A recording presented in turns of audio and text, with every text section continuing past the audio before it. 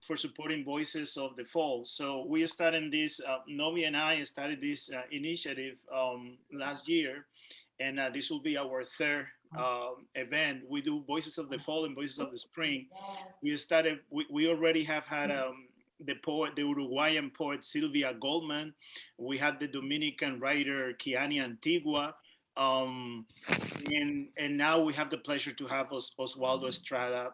But before introducing you to Oswaldo, I also wanted to thank the students that are here today for their support, and I always thank them for their resilience. That's an inspiration for all of us.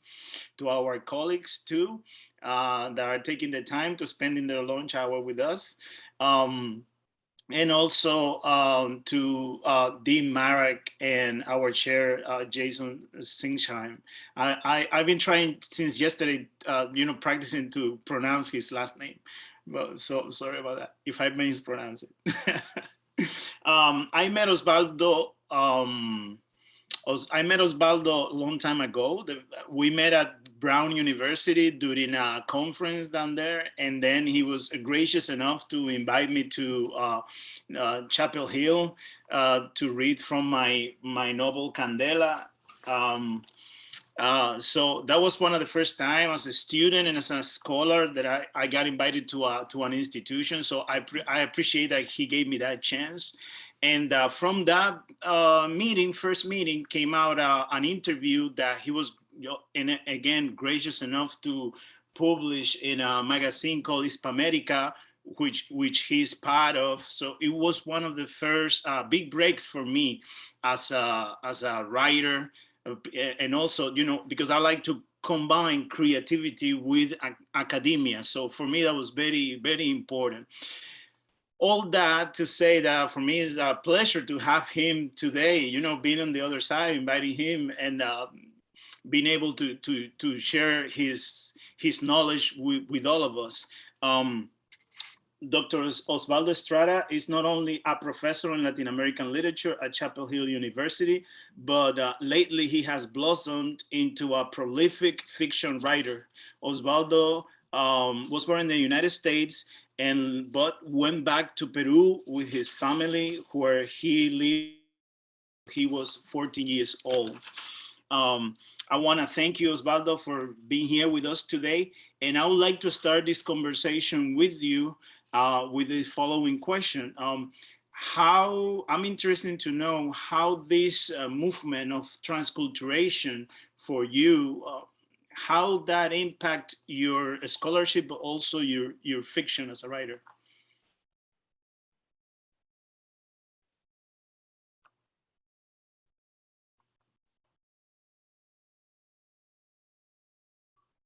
Much for this very kind invitation.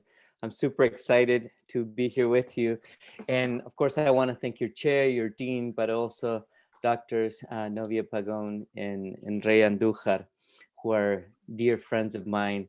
And I feel really at home, even though we have this this computer in front of us. I feel like, we're good friends, and I'm going to try to forget, about all the technological issues that we may have along the way.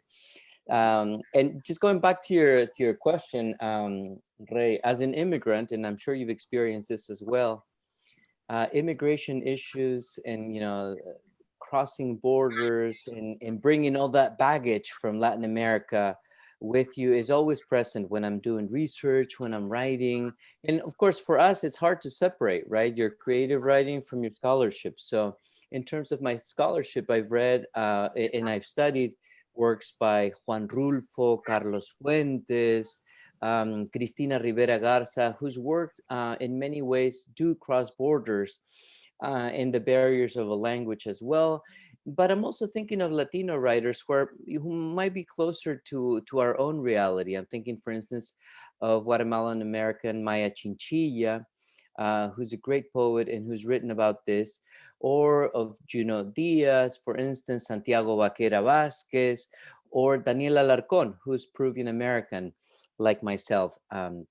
So this is always in the back of my head, precisely because I've gone through the immigrant experience. A lot of people, yesterday I had an interview and someone, the first question was like, so tell us, how is it that you were born in the US but you grew up in Peru. Are you Peruvian, or you were just there? So I'm Peruvian, 100%. But my parents ended up here in the 70s, and when I was 4 months old, they went back to Peru, and so I grew up speaking Spanish only.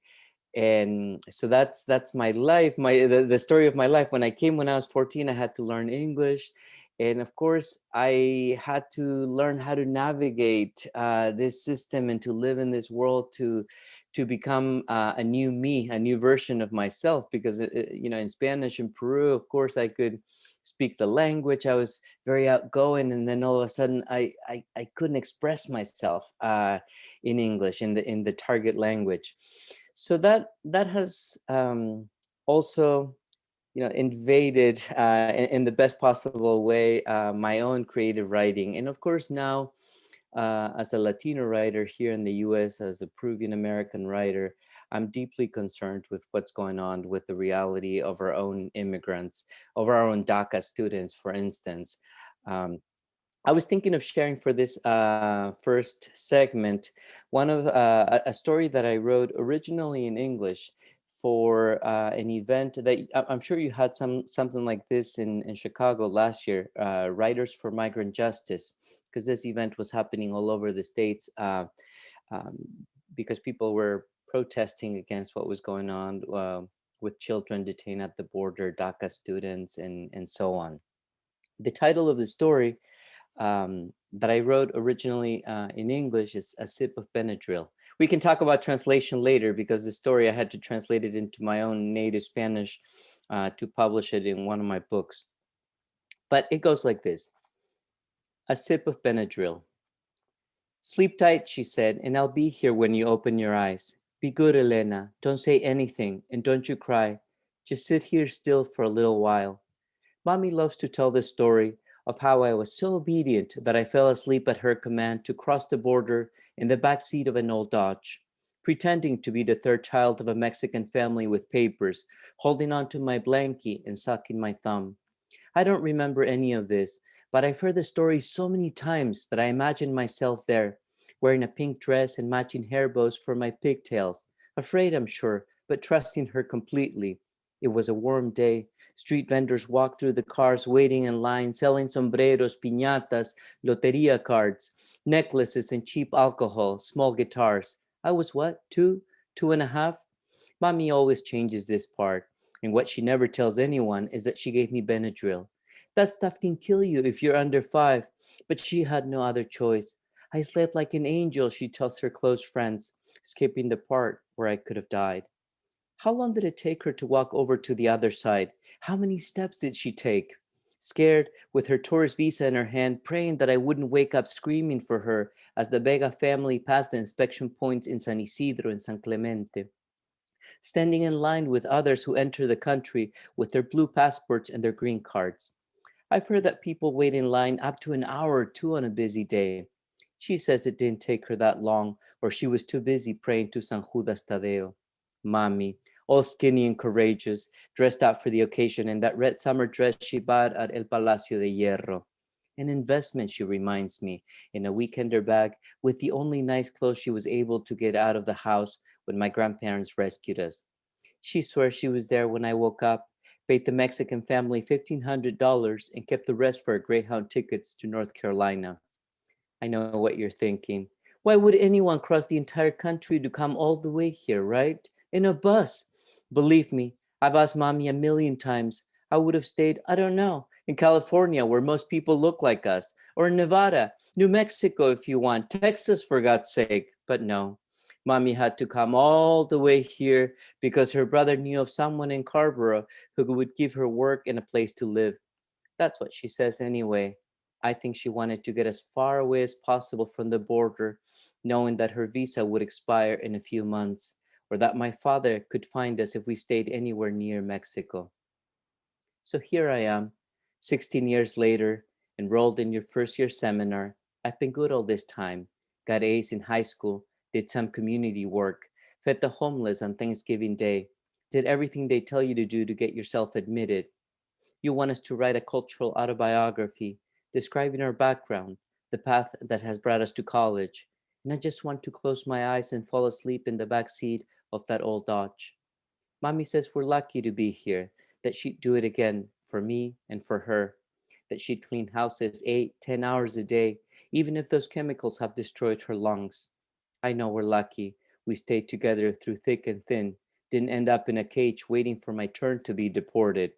But my heart stops when I see a police car in the corner of Johns Ferry Road, right across from the Guadalupana store. I never make a fuss if I'm mistreated when I ask for the restroom, when I'm told that I don't have a reservation, even if I do, or if somebody gives me a nasty look for speaking my language. Don't say anything, mommy tells me time and again. Just walk away. I'm used to being quiet, and now you want us to participate, to share our thoughts, our feelings, to debate. But I can't help it. Americans love to protest about tuition in classes, about animal rights, certain monuments. I don't care if I'm arrested, they say, all proud, unafraid.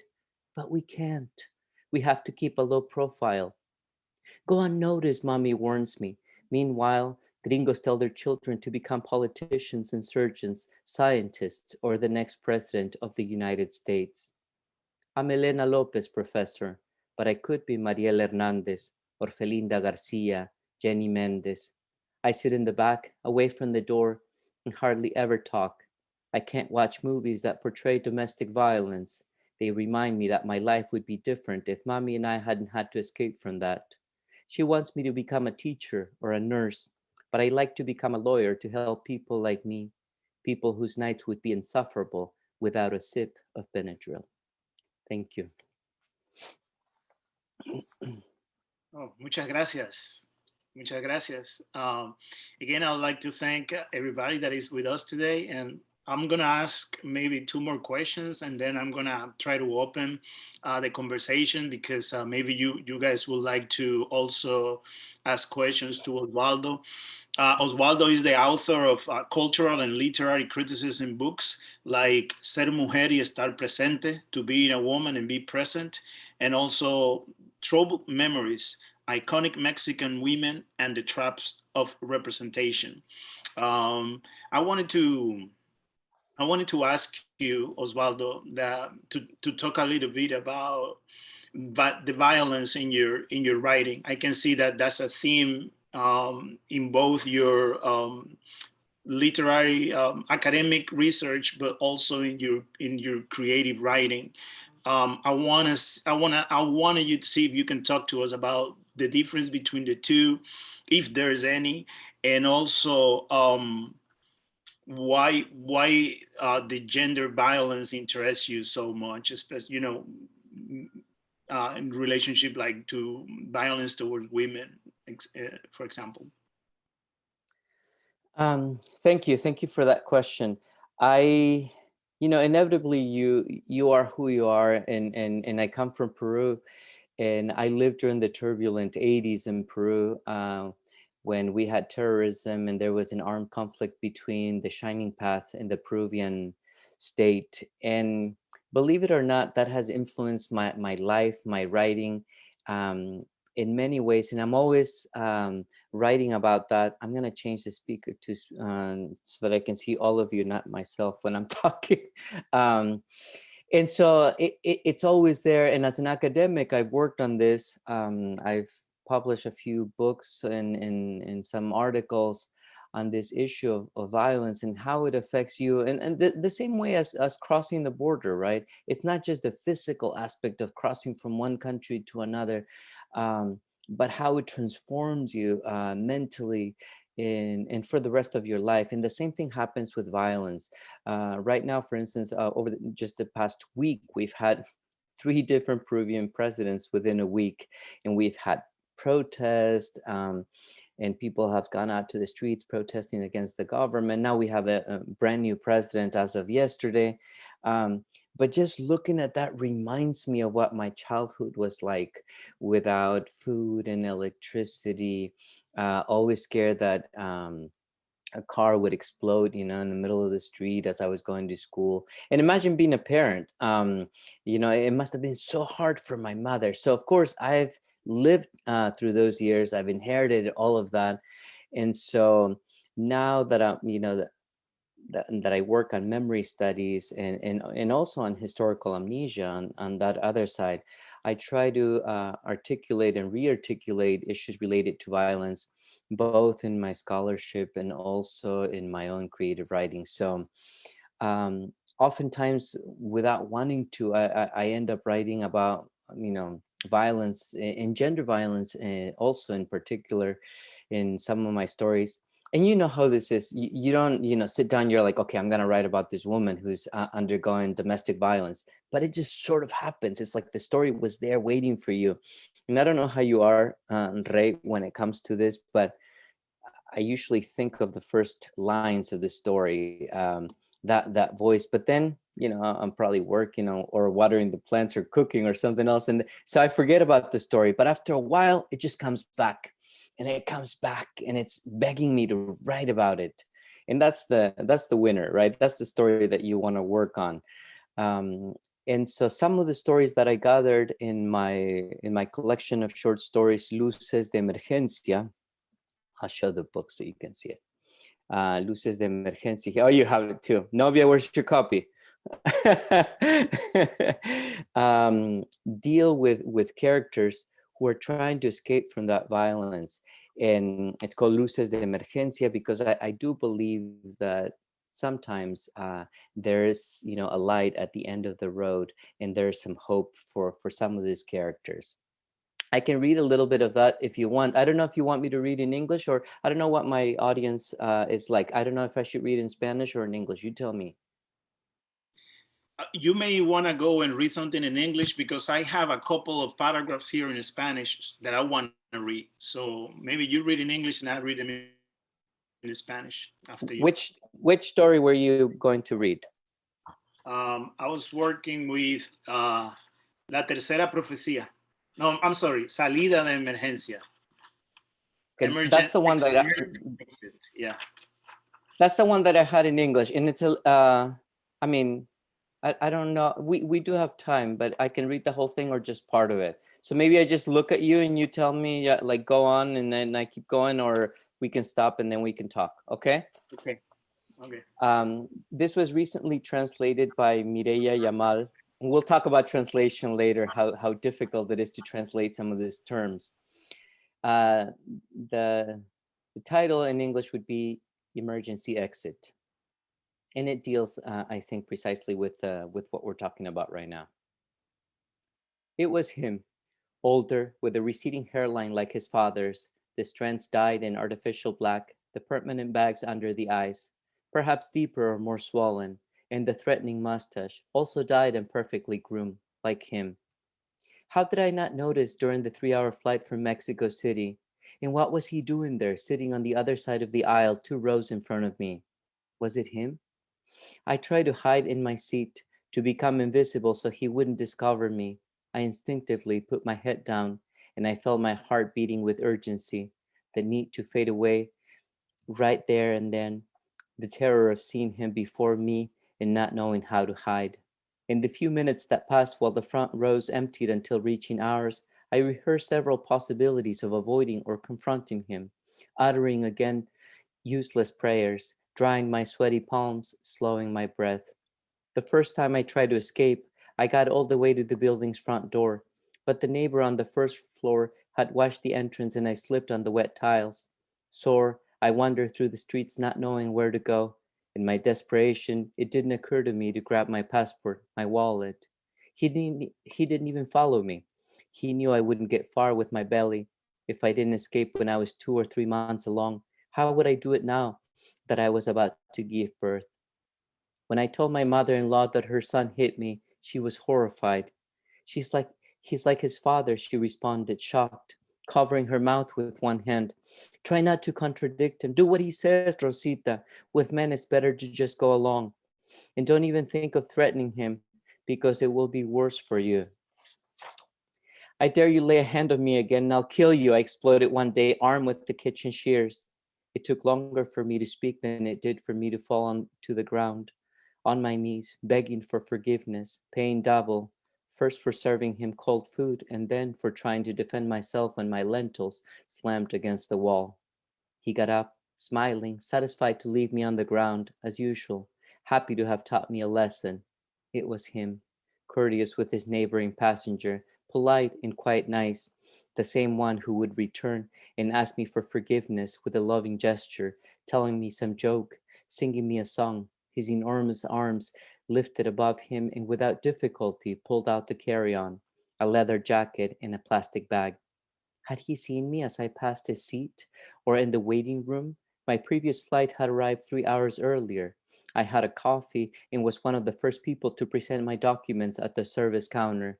I suppose that's why they offered me a more comfortable seat in the emergency exit row, which did nothing for me during those moments. I sure would have liked to pull the red lever, open the narrow door, and throw myself into the abyss forever, but I've never had the courage to kill myself. I can stop here or I can continue. You should go and read it, and then I'll just gonna read the passages that I marked in Spanish. But no, please go ahead and read the whole story. Okay. I allowed several passengers to go ahead of me, and then, when I felt 6, 7, 8 had passed, I began to follow him, clutching my purse, anchoring in my shoes. There are things a woman never forgets. The back of a man, the way he walks, twisting the right foot inward, adjusting his shoulders every 8 or 9 seconds, straightening his neck, fixing his hair. That's why I liked him, because he was tall, elegant, and distinguished, very masculine and highly sought after by the girls in the neighborhood, his bad boy and seductive appearance. I remember one day we were walking together downtown and a guy stole my purse. He was 14 or 15 years old. I don't know. He followed him for a few streets like the thief. He crossed a highly trafficked avenue, avoiding cars speeding by without thinking of his own death. And he caught him. He hit him on the ground, beating him to a pulp. He made him apologize to me. For you, Rosita, I'm willing to kill. He told me at the bus stop, covering me with kisses, and I admire those bruised hands and showed me their love with blows. I had to walk quickly to catch up to him, my heart beating out of my chest, my legs flying through the air. When I was a few feet away from him, I felt the old panic resurface, my heart and my throat. Again, the faltering breath, the terror that he would grab me by the hair and tell me that it was my fault that he died. I stood there with my arms dangling, unable to say a word to him, like the day he threw me out on the street and didn't know what to do with my life. Where could I go looking like that? The woman who raised me told me from the start, if you leave with that low life, forget about me. That man is worthless and everybody knows it. He loves you now, but he will be the end of you. Just kill me, I begged him when my son died, but he let me live, licking my wounds, writhing like a worm. I think he died to stop suffering. I had received blows throughout the entire pregnancy for fading one of his shirts, for putting salt in the coffee, for not opening my legs to him. When he was born, he was a little rat and they had to help him breathe. I don't know how many days he was in the NICU and I couldn't visit him. How could I go if I had to attend to Evelio, if I wasn't even capable of making a healthy son? Don't worry, ma'am, the immigration agent gently approached me. Let me help you find your documents. I knew where they were, but I let him take my purse and look for my passport, opening one zipper, then another, allowing him to move away from me, triumphant, like the last time I saw him. He was about 5 months. I hurriedly bathed him to have time to prepare dinner. He fell asleep while I was breastfeeding him, and I nestled him in the middle of the bed. I made the sign of the cross over him, and I left to finish the chiles rellenos, filled with slices of cheese and onions. I left the rice until last, when I was already placing the chiles in the salsa roja to boil. When he came through the door, he was pleased to see that I had everything ready, that even if I was useless, at least I had learned to prepare his mother's dishes.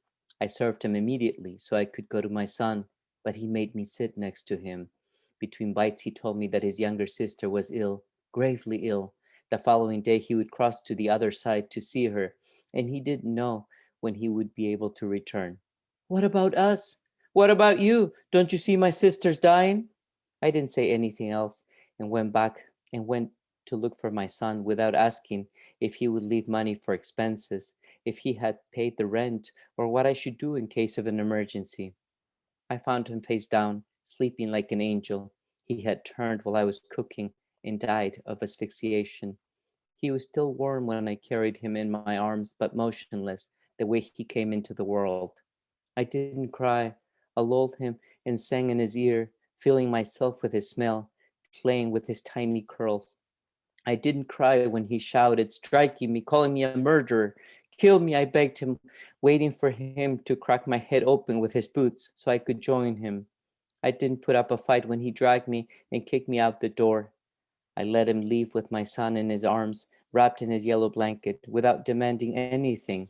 Only God knows if he took him to the hospital or to the morgue, if he crossed the border or just abandoned him in the trash. I drifted for days not knowing where to go, searching for death with each step.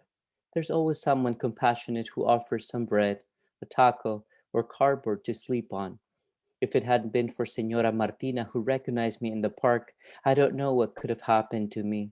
Rosita, how have you come to this? She cried when she saw me, absent-minded, and she took me to her house to work. It was him, the man who still makes me fear for my life. Him, after 42 years of chasing me in dreams, with his blows and shouts calling me a murderer. Him, still splendid and handsome, most likely the father of other children, and me, an old defenseless cockroach that still hides at the side of the enemy. Was it him? Staying close to the wall, I grabbed my suitcase without lifting my gaze too much, trying to make myself smaller than I already am. From the corner of my eye, I scanned the area to avoid him, and I placed myself behind a column. With my yellow ribbon suitcase, I went around and behind the carousels that had the packages of other flights. I hurried my pace and gave my paperwork to customs. Anything to declare? Asked the young agent who could have been my son, thin, dark, with sad eyes. I had so much to tell him and words escaped me, the grievances, the defeated pleading, even more so when I felt him pass me and I hung my head again to avoid him. Was it him? I smelt his cologne aged in wood barrels, and I felt the fear of 80-year-old self, the trembling jaw, the saliva pulled up my gums. I ran with my eyes fixed on the ground, searching for an emergency exit, with the terror that he might crush me. I asked the taxi driver to take me to the cemetery where I greet my dead son whenever I can, even if he's not there. To ask for forgiveness for leaving him all alone the day he asphyxiated, so he can take me and we can be two souls without a grave. Rosita and Jose Manuel, two orphan kites swiftly fleeing this cruel world. Gracias. Muchas gracias, Osvaldo. Muchas gracias. So, qué coincidencia! What a coincidence that that was the same one that I picked. So, I'm just gonna read a couple of passages at the end, and I'm gonna read them in Spanish, and then I'm gonna ask you a question regarding translation, and then we open it. So, everybody, if you have a question or a comment. Lo encontré boca abajo, dormido como un angelito. Se había dado la vuelta mientras yo estaba cocinando y se murió asfixiado. Todavía tibio cuando lo cargué en mis brazos, pero quietecito como vino al mundo. No lloré. Me puse a arrullarlo y a cantarle al oído, a llenarme de su dolor, a jugar con sus crespitos que empezaban a nacer. No lloré. Cuando a golpes me gritaba asesina, mátame, le rogaba, esperando que con sus botas me destapara la cabeza para irme con él. Corrí con los ojos en el suelo, buscando una puerta de emergencia, con el terror de que me aplastara. Le pedí al taxista que me llevara al cementerio, a donde voy a llorar a mi muerto cada vez que puedo, aunque no esté ahí, para pedirle perdón por dejarlo solito en el día que se asfixió, para que me lleve y seamos entonces dos almas sin tumba, Rosita y José Manuel, dos cometas huérfanas huyendo veloces del mundo cruel. Suena más bonito en español, creo. Yeah, but at the same time, it's interesting to listen to it in English too, because you were saying about the difficulties, the intricacies of translation. You have words there like crespitos, which is, I don't know, Tiny curls. Tiny curls or buckles. You have there also For example, cometa, which is a comet, but it's also a kite. And in the Caribbean, we call it differently in the three islands that speak Spanish. We call cometa. We have a different word for cometa. So if you go from Dominican Republic, which is chichigua, and you go to Puerto Rico, which is chirimba, you you you know, geographically there's a distance, but there's also distance in the same language that is Spanish. In my case, for example, you know, I'm seeing that you have somebody else translated that for, you know, for you. I have one of my short fiction collections translated, but it was somebody else.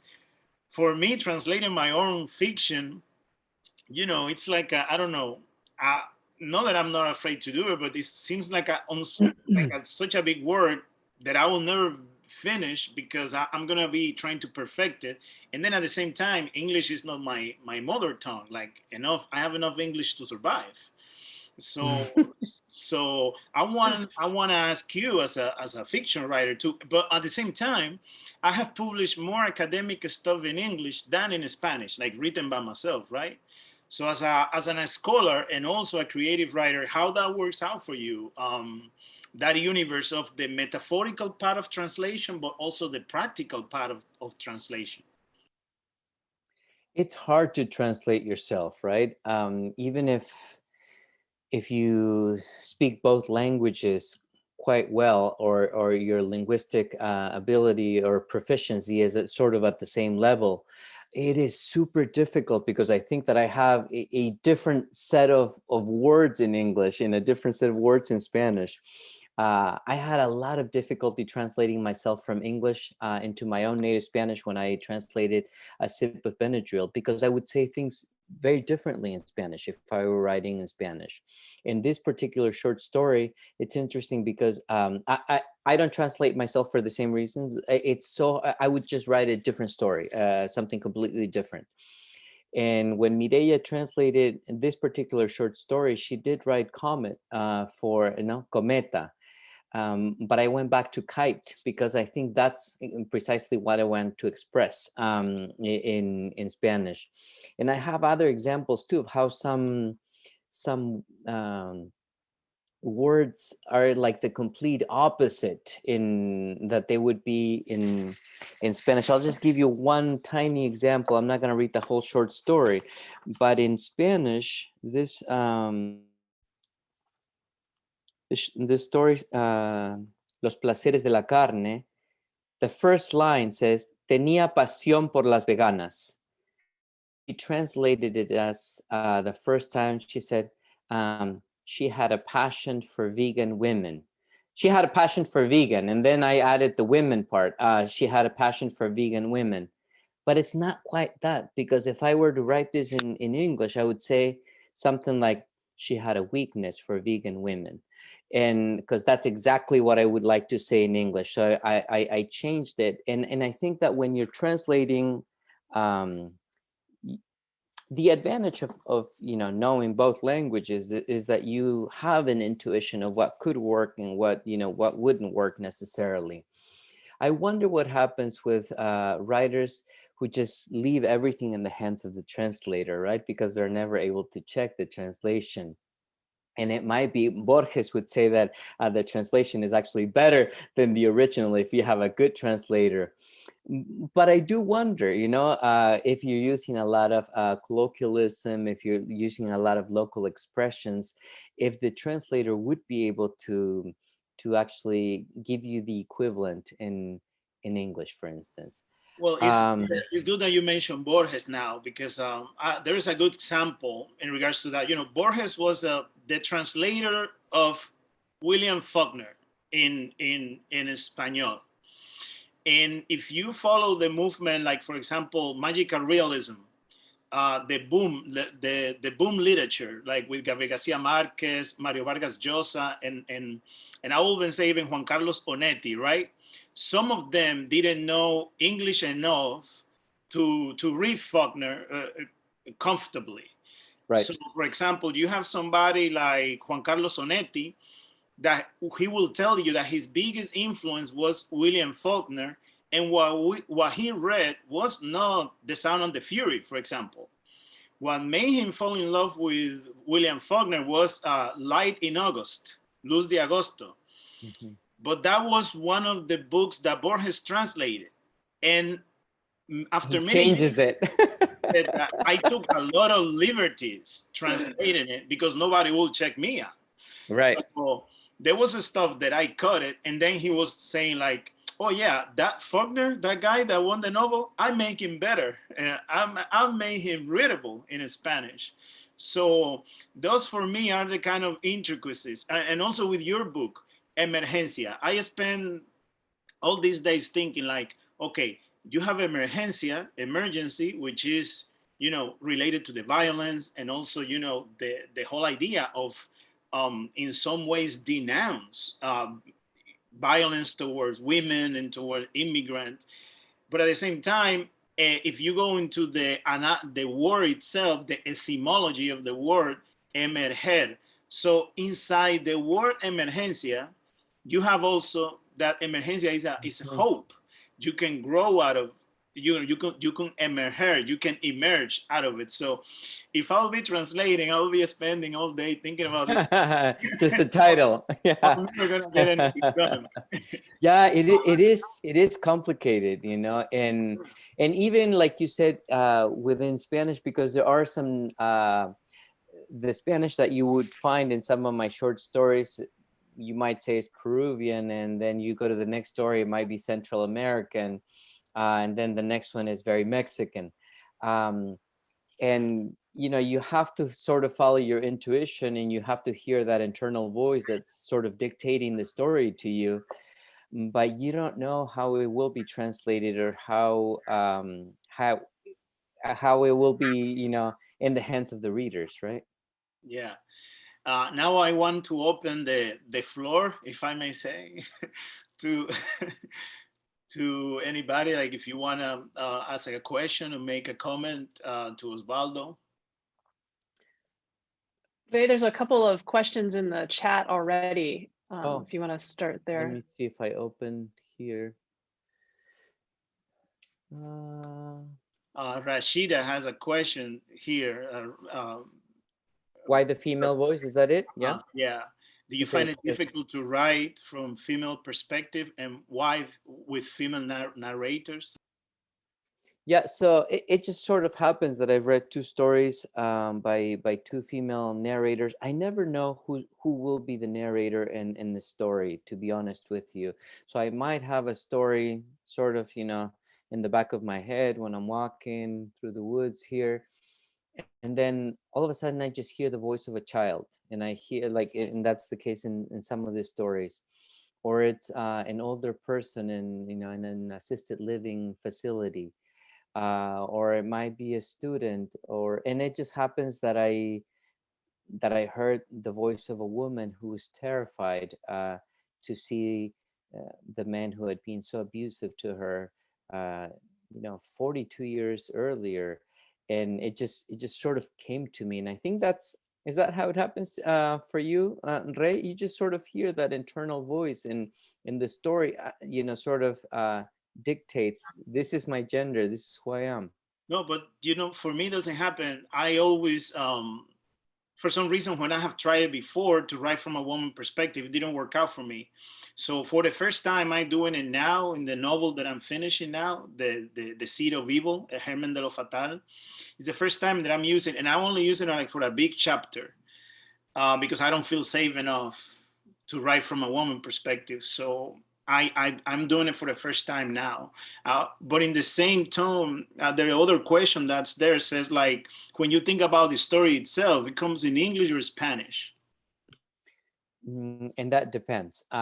Usually I happen to be working on a collection. So, if I'm working on this collection of short stories in Spanish, then all the stories will tend to be in Spanish. But then all of a sudden I wake up one day, and I start writing something in English, and it just sort of, I know that won't be, part of this short story collection. And so I put it on the side and I continue working on that story that's certainly in English. But it just kind of happens that way. But I just wanted to go back quickly to what she said right there. Do you find it difficult to write from the female perspective? Not really. And the thing is that I was raised by a single mother, and I think it really does change your life and your perspective of life when you have a strong female figure in your life who is the breadwinner, who's working really hard, the immigrant who comes to the US. So that voice of my mother is always present here. So I've never found difficulty writing from that perspective. And then I have a question. Do you include some details of your life or experience in your stories? And this is Maria Murillo. I think that we're always stealing stories from people, you know. So I might be looking at some of you right now. I'm like, well, I like that face for a story. And when I write something, I'll be looking at, I'll be thinking of those eyes, and I'll be thinking of, you know, this person who's smiling right there. You're always stealing moments and of your own life as well. So when people say, for instance, in one of the short stories here, one of the main characters is a Central American boy who has traveled to the United States seeking asylum. And, you know, this is not the, you know, he doesn't see or reach the American dream here in the US. I'm not Central American, but in many ways, I'm sort of there, you know, part of, you know, bits and pieces of my own life are inserted into the main character. But I could also be within you know, the creation of a female character. And part of what this female character is saying or thinking is my own self saying, you know, some of that. So I do rely a lot on my own experiences, but also on the experiences of others, what I've heard, you know, from a conversation. A lot of times when students come to office hours and they're telling me about their lives, and it could be first generation students, it could be American students, Anglo students, I'm always like, you know, catching little moments here and there. And then it's not like I'm keeping a journal of all this, but when I'm writing, then, you know, all of those situations sort of come to mind, and I twist them and I fix them up a little bit, and then I come up with this. Okay, now Andre has a question, and then Jelena. Cool, thank you. And thanks for being here, Oswaldo. And thanks for the great comments about my smile and my eyes. I appreciate those. So I'm really thinking, so I write about borders. That's my area, especially US-Mexico border, but other borders as well. And one of the arguments I've been making for about a decade, and I'm not the first, is that these borders are no longer at the border alone, right? That they're internal to the country. And following feminist theorists, clearly they're internal in people too, right? And I often think about border policing, interior, or self-policing, which is brought up in the first story that you read, as almost being like, I'm reminded from my gay friends who remind me, you don't just come out once, you got to come out 1,000 times, right? Every time you come to a new place and you got to make a choice about whether or not you ought to share who you are with people. And I'm interested in your thoughts, because it strikes me, of course, that we've just gotten through an election with lots of voter suppression and lots of people demobilized. And the fact that people self-police to demobilize, which encourages some and discourages others. So I'm wondering, this really strikes me about being a story about our times, and the fact that that we're no longer worried just about the edges of the country, that policing happens everywhere and on purpose and in really big ways to make a statement about who belongs and who doesn't. Yeah, thank you so much for your comment, for your question. I think that, of course, we're always constantly crossing borders here in the US. And I think of my own self, you know, in many ways, I am in paper, in theory, for instance, an American citizen because I was born here. But there are so many things about myself, my accent, the way I look, my Latinidad, that, you know, if I happen to be in the wrong part of North Carolina, I might be in trouble, you know. So I just recently, last year, for instance, I have a 5-year-old, and I took my daughter I picked her up from school. She was really dirty. Not that it should matter, but we went to ay, ¿cómo se dice? El lugar donde venden las herramientas. Novia, you would probably think Hardware the store. hardware store. Thank you. The hardware store, and as soon as we walk in there, she's like, Dad, I need to go to the bathroom. And I was like, not right now. You have to go. And so I'm having to ask for, where's the restroom? And the guy says, oh yeah, just go past, that wall right there and you'll see it. So I went over there and I didn't see anything. And I asked the guy who's making keys, I say, do you know where the restroom is? He looks at me, he's like, does this look like a restroom to you? And he just started being really aggressive. And I realized at that point that it's because of my look, because of who I am, the way my daughter looks. It looks like, and I'm thinking, if you only knew who I am. But we always have to cross these borders. We're always facing these walls.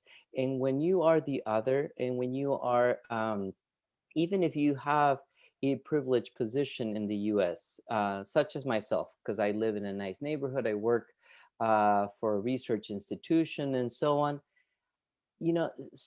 this sort of theatrical performance can just, be shattered in 2 seconds if you happen to be with the wrong people in some of the most racist places, here in the US. So when I study borders, I also take a look at this, not just the border between the US and Mexico or the physical border, like you said, but also these borders that we have to cross constantly, even when it comes, we've just talked about race and ethnicity, but also when it comes to gender, right? Because the idea of what it's like to be masculine or feminine in Latin America is completely different here, and it varies from community to community. And as Latinos, we have to navigate all these different worlds, and what's acceptable in your country may not be acceptable here, and vice versa. Thank you. Jelena? Hola, thank you, Osvaldo. Muchas gracias for reading us, sharing us your work. So I have a question more about developing your identity as a writer towards kind of establishing a Pan-American, writing to a broad audience, right? So you talk about migration, DACA students, gender violence, right? And like you, I was born in the US, but I didn't live here. I lived here less than a year, and then I went back to Chile, where I grew up in Chile and a few other countries in South America before coming to the US to go to college, actually. So that the back and forth and what you mentioned about borders is very familiar.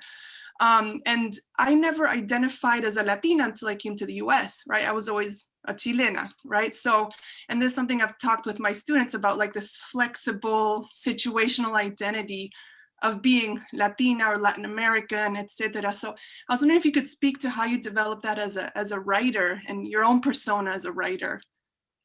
It's hard. And before I forget, thank you so much. I know you've been behind the scenes working on this and everything. So thank you so much for this. It's interesting to talk about this because I do identify with what you're saying. I remember when I first came from Peru, of course, I was Peruvian and nothing else, not even Latin American, but Peruvian 100%. And when I actually was filling out my application for college, it's, what are the categories? White, Black, Latino, or other. I wrote other because I didn't know what Peruvian was. So I wrote other and I wrote Peruvian at the bottom. It's only been recently that I, when I'm in the US, I tend to call myself nowadays. It's taken me a long time. Now I identify myself as a Latino writer, as a Peruvian-American writer, because I realize that I'm not 100% Peruvian, or not anymore. When I'm in Peru, people always ask me if I'm a foreigner, if I'm from somewhere else. In Spanish, I also have a more Mexican accent than a accent, because when I came, I lived in California and all of my friends were Mexican. I didn't have any Peruvian friends. So at some point, my Peruvian Spanish sort of faded away. And now as a professor of language and literature, I sort of speak a standard Spanish, right, that everybody can understand. When I write my short stories, I don't try at all to come up with a neutral voice. If my character is Peruvian, he will speak like a Peruvian character with Peruvian slang and with bad words in Peruvian slang. And if my character is Mexican, I'll do the same thing. And I sort of hope that the reader gets it, even though I don't have an ideal reader. I do like to connect with my readers. So some of the stories that I write do happen to, deal with migration, with marginality, with otherness, with some of the violence that we experience here in the US. But I hope that they can be translatable, that somebody in a different scenario, in a different country, in a different language can sort of relate to it. I don't know if I'm answering your question quite well, but do you want me to elaborate more? Or Yeah, no, because I think that what you're saying is it goes on like that because what you want to translate at then is the story. Sometimes we as a writers are gonna focus a lot in the language and the exact words, but I say like if the story is good, it's gonna come through. Doesn't matter. You mentioned earlier, Diaz. There was a lot of controversy with Diaz, which is Dominican American. As you were mentioning, he was born in Dominican Republic. He comes here very early, and the only the only English that he learns, and the language that he learns how to live is English. And the cultural, even though at home is Spanish and is Dominican, his cultural world is Spanish, is English. So when he writes about the Dominican experience, he writes from taking from Star Wars, taking from Star Trek, and all this science fiction in English that he read to explain to you his Dominican experience. When the book goes to Dominican Republic, that even though we learn English in school, but it's not an English enough for you to understand the slang or the reality of the United States, the book has to be translated into Spanish. And then somebody had the idea to translate it into Dominican. And that created a lot of issues in between the translator, Achi Ovejas, the author, and the Dominican market, because some people were offended that how is it that you're going to translate it into Dominican? What is it that you're saying? But to say, I just want to say that after I read all those translations, compared with the English, I can see how the story itself, the struggle, the need goes through. It doesn't matter the language, it goes through. And I think that's I have Dr. Mohammed here has a question. I'm going to give her the floor.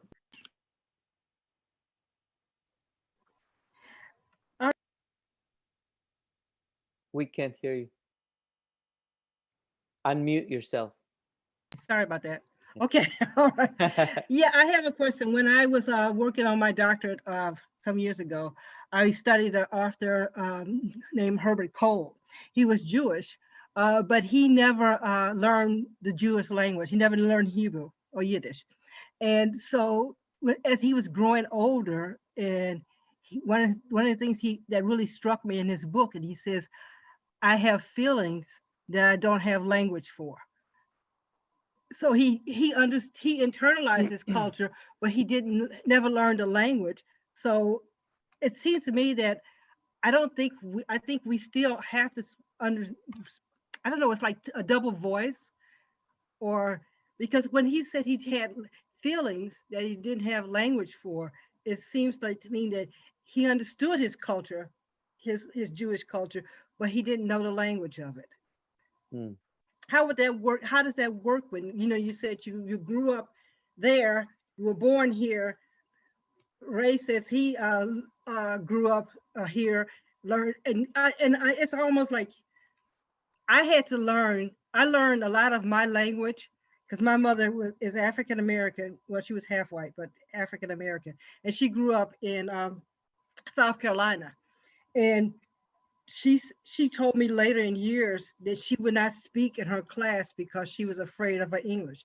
Now this woman became an English teacher actually. So, but when she was working on her master's degree, she was still afraid to speak out because of her language pronunciations and enunciations and articulations. So how does that work? I mean, wow. It's difficult, and I'm always, I don't want to say uncomfortable, but there are times when I don't feel like I'm 100% myself in Spanish, and I'm not 100% myself in English. So there are times, for instance, when I'm teaching a first-year seminar, and I'm teaching this in English, and I find myself fishing for words for terms that I know in Spanish, but I don't know at the moment in front of the students. When somebody's asked me a question, I don't have the vocabulary, and I feel like I'm missing something. And then of course it comes to me when I'm writing something else, and then I come back to that. I have less of that in Spanish. I still feel like Spanish is my dominant language, but there are so many times when you can only express, and I'm sure Jelena can feel this too. There are things that you can only express in Spanish, and there are feelings that you can only express in English. And it's hard for me to explain how that happens or how that's possible.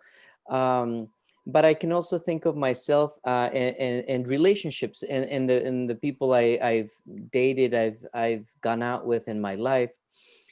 Before I was married, of course, before I got married. I'll show you why. And I feel, just to clarify. Yeah, we don't want you to get in trouble here.